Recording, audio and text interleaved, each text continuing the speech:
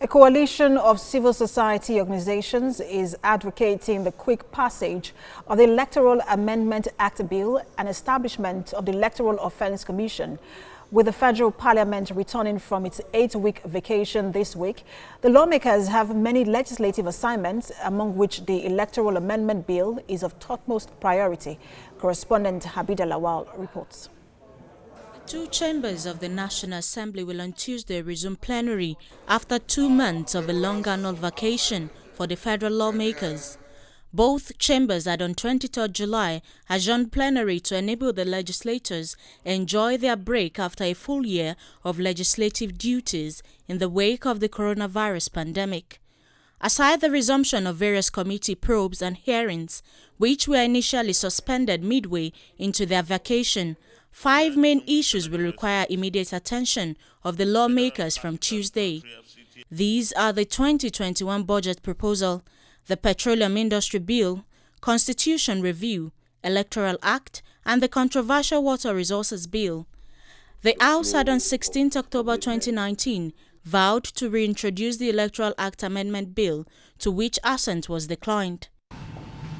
Civil society organizations have tasked the National Assembly to give priority to the speedy passage of the new electoral bill, which they believe will end electoral malpractices during elections.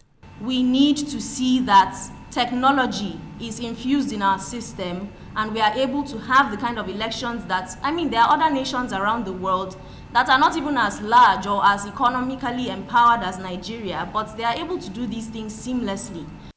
They also issued the National Assembly a deadline of December 2020 to be done with the bill, as its expeditious passage would help the Independent National Electoral Commission test run the Electoral Act in 2021 Anambra election. The establishment of an Electoral Offences Commission would also allow the trial, the punishments for electoral offenders within our electoral process. If we have this Electoral Act passed, it will reduce violence, it will reduce the cost of our elections, it will allow INEC to use HIP platform to validate our results, and we're going to have free, fair, and credible elections in Nigeria.